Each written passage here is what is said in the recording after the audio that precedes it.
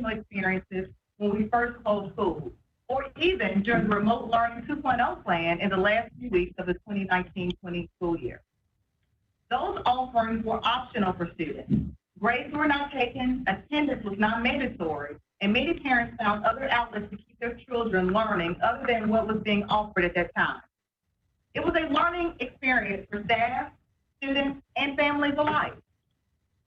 We had state waivers that essentially ended the school year in the third quarter and allowed us to offer a more relaxed learning environment that recognized the newfound stress and uncertainty of a situation nobody in a lifetime had ever experienced. For the coming school year, we will take those lessons we've learned and apply them to a robust, high-quality, proven virtual curriculum that will include 6.5 hours a day of learning opportunities for students so that they are growing academically and are prepared for the return to an in-person classroom schedule and environment. That said, this also won't be a 6.5 hours a day of video meetings. There will be a healthy mix of synchronous classroom experiences where students will interact with their teachers and peers in real time, and a lot of asynchronous learning experiences where students will be able to work at their own pace to complete the tasks and assignments required of them. As a district, we're proposing to contract with the Florida Virtual School to provide curriculum for online classes as well as for in-person classes when it is safe to return. That way, students will be learning at the same pace as their peers and in such a way that they can move between a virtual and an in-person class environment as the situation requires if we have to shut down schools or the district again due to spikes in COVID-19. We have worked hard and we will continue to work hard to make virtual learning work for all students, including students with disabilities and English learners. By taking this approach of a unified curriculum, we'll also be easing the burden on teachers who may be newer to the virtual environment and still learning the system. This will also allow for additional support to students and staff as they learn not only new academic lessons, but also a new way of learning. You can't make any big change in the way you teach and support students without training frontline staff to implement those plans. Between now and August 4th, we'll continue to deliver professional development to ensure that all MNPS teachers and support staff are prepared not only for virtual teaching and learning, but also to provide the social emotional learning supports we know our students will need. For example, SEL in a virtual learning environment is a new professional development that we created for teachers to focus on integrating mindfulness, self-awareness, and building relationships with students in a virtual setting. Distance doesn't mean disengaged. A training that discusses ways to create authentic family partnerships recognizes that families are critical levers to student success. We've also created a Schoology Live event that helps teachers learn about the Schoology virtual learning management system while they use it. We have a session to train teachers in using the Flipgrid platform as well. And there's one for use around accessibility tools to help meet the needs of diverse learners. Again, those are just a few examples out of dozens. All of these professional trainings and many more will be central to our success in this new environment this year. Thanks to the generous support of Mayor Cooper and the Metro Council, MNPS will be a one-to-one technology district this school year, meaning every student will be assigned a device of their own to use for learning either in the classroom or at home. It will be an important shift for Metro schools that is long overdue. Unfortunately, we're just one of many districts seeking to make that shift this school year, and so the supply of those new devices that we all need hasn't kept up with the demand for them. Thankfully, while we have not been a one-to-one district, MNPS and our individual schools have made many purchases over the last few years to have technology available for students in the school environment. Based on our assessment of the need for devices throughout district surveys and school check-ins, and the supply of devices in all of our schools that can be loaned out, we can meet the needs of all students without current access to devices and close the technology gap while those new computers arrive over the course of the next 4 to 6 months. The learning management system we'll use, primarily Schoology, can be used on almost any laptop or tablet that families may have. We ask that those families and students with their own devices use those so that students who need district-provided devices will have one available to them. Our information technology systems are going to be busy preparing devices for students at the school locations that will be distribution hubs for students enrolled in those schools who need them.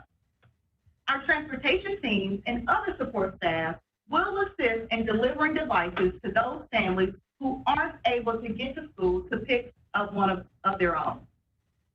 Next week, we'll ask families who are interested in a device to fill out a form so that you can be contacted by our team or your school. But all schools will be contacting families to assess student needs and ensure all students pre-K through 12th grade will have devices by the start of the school year on August 4th. We'll also have 17,000 hotspots for families that don't have access to reliable internet connections, so they will be able to participate in the virtual learning environment. As we receive new laptops, we'll be replacing those that were loaned out initially, and doing so based on an equity matrix that considers priority school status, family needs, and the like. MNPS also will have a new technology support line this year dedicated to families that speak a language other than English. Families can reach an interpreter in the top 7 language spoken in the district and get technology support directly when they need support for online learning. Math, science, English, history, and other academic subjects are all important for students to advance academically and be college and career ready when that time comes. And we'll be doing the assessments necessary to gauge learning progress or learning loss and create individual student plans to address their unique needs. But social emotional learning and support are also critical to making sure our students are in a healthy place and mindset where they can effectively learn academically. When school resumes on August 4th, many of our students may feel socially distant and isolated from their peers, anxious about an uncertain world, and in need of physical and emotional support that we strive to provide in our schools. That's why a primary focus of our first days and weeks when we return to classes in a virtual setting will be assessing the traumatic experiences that students or their families may have suffered from the COVID-19 pandemic, the closure of our schools, or just in their normal everyday lives. Some students may be in households where family members have lost jobs, gotten sick, or even died due to COVID-19. And we need to be cognizant of the emotional challenges they face and the need to support them through those. So a key component of our virtual return to school will be regular one-on-one check-ins between our school staff and students. It's critical that we keep up with the students in our care, help them whenever we can, and bridge the gaps that this pandemic has opened up between our students and our schools, which are so often a home away from home in normal times. Make no mistake, this is not where I thought we'd be a couple weeks ago. We have been working as a district to design an in-person educational environment that reflected the new realities of our COVID-19 world and gave students and families a choice to start the new school year. And we continue to plan for that eventual reality. Our district has ordered more than 1.5 million disposable masks of varying sizes for students, 20,000 reusable masks for teachers, disposable wipes, sanitizer, and other supplies, and personal protective equipment that will mitigate the dangers and threats of COVID for our students, their families, and our staff. We are prepared to provide PPE to all students and staff. But we'll also have to return to a less than ideal environment because of the physical, financial, and logistical challenges a district of our size faces. Our classrooms are not designed to allow 6 feet of space between all desks, and we have neither the funding nor the supply of willing applicants to dramatically expand our teaching pool to reduce classroom sizes to the point where 6 feet of space at all times is possible. With regard to bus transportation, We'll be encouraging as many families as possible to support social distancing when we return to in-person learning by dropping their students off at school or finding alternative methods of transportation. But we face the likely reality that we can't offer the CDC gold standards for social distancing on buses. And we'll be relying on students wearing masks, which we'll provide for those who need them on buses, in classrooms, and in common areas of schools to further mitigate the spread of COVID-19. For some, this will be a burden that they don't want to endure. And for others, it will still not be enough to make families and students comfortable about returning to school. That's why when we're in a place to allow students back into classrooms, we'll still maintain an option for students to learn virtually from home. While certain things have been decided moving forward for the 2020-21 school year, I want to be clear that there is still a lot we don't know about COVID-19, about the impact of the extended closures on students and their learning capabilities, about opportunities and challenges that will be presented to us in the coming weeks and months. Just as our students will be learning in a virtual setting, we'll be learning as a district from ourselves and from our peers around the state and country about how we can adapt, improve, and challenge ourselves to do better for the students and families we serve. And we will continue to communicate early and often. Sometimes you'll hear from me. Sometimes you'll hear from your school's principal and your school's child's teachers. All of those and all of us will be transparent about the opportunities and challenges we face as we all navigate this unique school year together.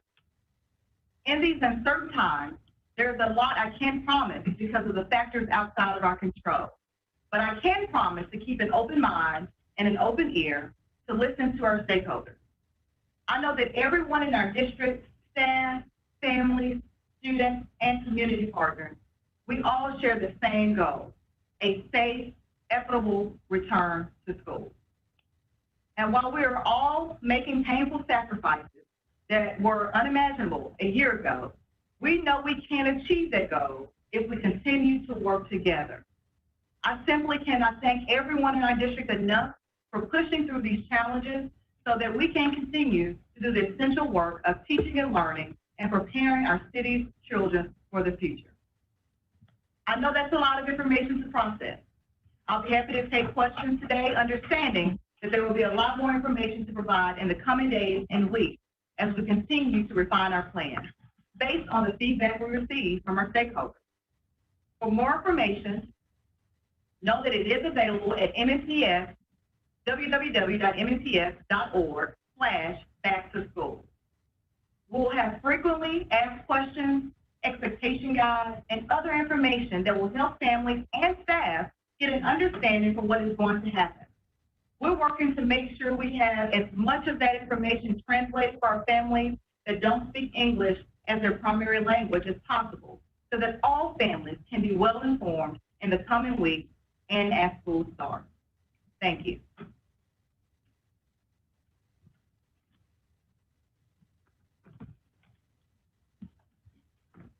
Thank you, Dr. Battle, for having me on here today. This morning, we announced another large number of new COVID-19 cases in our city. And other metrics are concerning as we continue this battle against COVID-19. The Metro Nashville Public School System represents one of the largest employers in Davidson County, educating more than 80,000 students in 160 district and charter schools. Their situation, with such a large and diverse number of students, teachers, and facilities, is going to be a lot different than smaller schools or employers. And these decisions need to be made well in advance so that schools can be ready to open. Starting in a virtual setting and waiting a little longer before returning MNPS students to the classroom is the right decision at this time. Now, we hope to see our numbers drop because of the policies we've implemented over the past couple of weeks. As I continue to say, it really does come down to personal responsibility. This means we will all have to take this virus seriously and practice social distancing, washing your hands, and wearing masks. I cannot say this enough. Please wear your mask. Not doing so puts your friends and neighbors at risk, harms the ability of so many students to return to class, and prevents our economy from going forward. We need to focus on doing our part right now. So that after Labor Day, the students of MSTS will be able to return to their classrooms, be with their peers, and interact with their teachers in the way we all want. Thank you. Thank you. And now we'll take questions from the media. Those on the call, if you want to raise your hand if you have a question. We'll start with Kathleen Siri of Fox 17. Hi there. Can you hear me? Yes, we can. Yes. Okay. Sorry about that. So a couple of questions. First, regarding the hotspots, you mentioned a number of 17,000. Obviously, we have way more students than that, around 86,000. So how is the decision going to be made about who gets the hotspots and who does not get the hotspots? Next question, Vice President Pence says they're going to be giving incentives to school districts that do open brick and mortar schools and have in-person classes. So can you give us a little perspective on what MNPS could possibly be losing in incentives because we are making the decision to stay virtual? And then finally, just talking about school breakfasts and lunches, is there going to be any sort of program to help out students who may not have access to reliable meals? Thank you. Sure. To start off with a question about hotspots, that would be one per family because you can share those hotspots. But the number that we have is based on a needs assessment we did about families that did not have access to internet. And so based on that needs assessment, we believe we have adequate number of hotspots to provide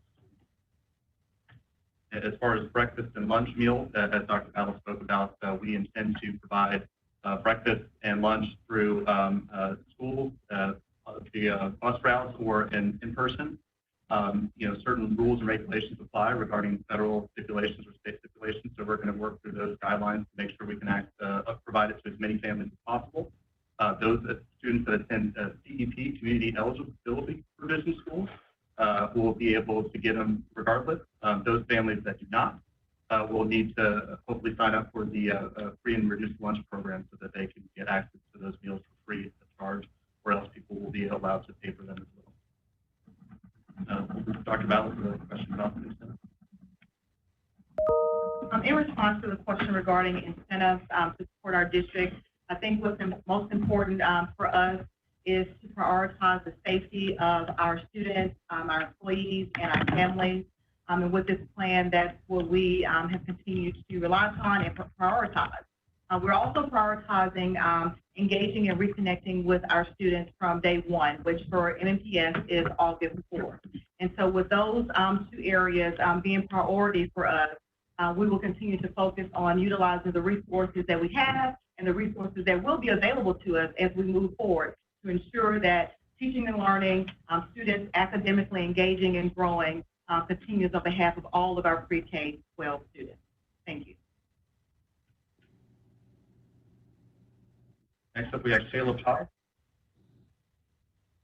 Hi, thank you so much. I had a question, but I guess everybody gonna be doing virtual learning at the beginning of the school year. Is that correct? That's correct. So my next question is, will students be doing any kind of sports during the school year, or that is off the table? What's the answer on that?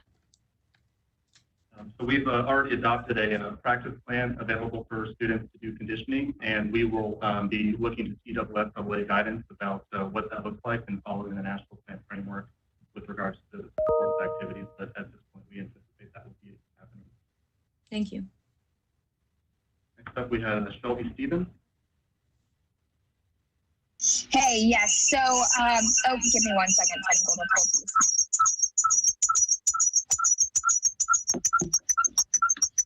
Sorry, guys. Okay, awesome. Sorry about that. Okay, so when it comes to parents who have to work these hourly jobs, do y'all have any plans for these kids who don't have babysitters or don't have anybody who can sit there and help them with this technology and maybe younger? Are y'all looking at that and what y'all can do for these kids? Talk about. Yes, with regards to child care, I think I'll take this opportunity to emphasize why it's so important for us to practice good social distancing wearing our masks, hand washing is so important and critical to our ability as a school district to be able to reopen and to get back to a sense of normalcy. According to our plans, with where we are with the current cases and transmission rates, our facilities will remain closed through phase 2. At the point that we move into phase 3 and phase 4, we do have plans by which we can offer some of our typical and normal opportunities for extended care, before and after care, and other opportunities that we traditionally have offered. In the meantime, our team will be working with community partners and other organizations that could be leveraged for our families who have that need. And we will definitely look forward to those partnerships and communicate them widely as they are made available. So again, our facilities do remain closed during phase 2, but we are interested in and looking for partnerships to leverage those to support families who may be in that particular situation. Thank you. David Mitchell, WPLN. I just have two questions, Sean. The first is I'm curious to know what, as far as art classes in the remote setting, what's the plan for that now and then also after Labor Day, if you are able to continue in-person classes? And I'm not sure if I missed this, but as far as class sizes for the online learning, is there like a minimum that the district is looking at? I'm going to invite up David Williams. He is the Executive Officer of the Curriculum Instruction to answer the first question. Yes, good afternoon. Thank you for the question. In terms of arts classes, the curriculum that Dr. Battle described earlier that can be delivered in a virtual setting does include a comprehensive suite of related arts classes. So we intend that arts classes will continue. We're developing plans quickly to figure out a way we can disperse and distribute art supplies that would accompany the kids while they're in home so that they can access the content, the curriculum online, as well as any activities that would require some arts materials that they can utilize at home. In terms of the number of students that they will have, teachers will be assigned their normal caseload of students as if they were in person, so that they'll continue to engage with that same number of students, whether we're in a virtual setting or in person. Thank you. I believe your other question was about after Labor Day. The plan is to make a decision within 2 weeks or at least 2 weeks out of that as to whether we'd be reopening. And then when we reopen, it will be the optional of in-person or virtual school.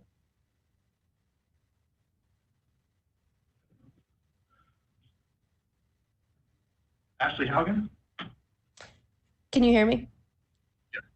Okay. Of the 6.5 hours of learning opportunities per day, how much of that will be synchronous and how much will be asynchronous? That's my first question. The second question is, what sort of lead time will families get in terms of preparing or being equipped to use the online learning tools prior to the start of the school year? Talk about. With regards to the instruction opportunities for our students, as you mentioned, first of all, our students will have 7 days a week, 24-hour access to our asynchronous learning opportunities. They will be provided a significant amount of opportunities in the live synchronous options as well, meaning that our teachers will be delivering live lessons and engagement opportunities for our students, starting with our youngest learners all the way up through our 12th grade senior students. That time varies depending on the age of the student. We always want to make sure we're age appropriate and really balancing out the mix of modes by which we connect with our students via videos, live teaching, and the asynchronous environment. So again, those times vary within that time frame based upon the age and the appropriateness for the student. And to answer your question with regards to the lead time, if a different decision or option is available to families after Labor Day, our goal is to provide at least a 2-week advance notice in that scenario, understanding that when you're in a face-to-face environment, there may be times where we have to make much more sooner decisions once we get to the in-person setting. Thank you. Alex Dennis? Hi there, it's Alex Dennis with News 2. My question pertains to high school classes. I understand that there will be some sort of a block learning instead of the traditional 7-day period. Will you kind of explain how the credits will work and how that day will unfold for them, please? Thank you. It's 4x4. Yes, first I will clarify, our zone high schools are currently on a block schedule and not a 7-day period schedule where our students take 4 classes on A day and 4 classes on B day.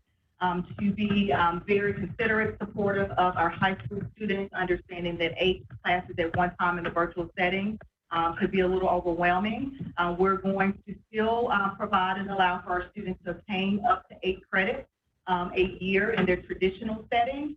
They will take 4 classes in the fall and 4 classes in the spring, equating to the same number of credits that they now currently, or in our previous traditional structure, were allowed to obtain during their course scheduling. So again, we're not in a 7-day period block in our zone high school. They've been on an AB block schedule, and now we'll be moving to a 4x4 block schedule with 4 classes in the fall and 4 classes in the spring. Thank you. And that's all the questions we have for today. I appreciate you joining. We have more information posted at nnps.org/back to school. Thank you.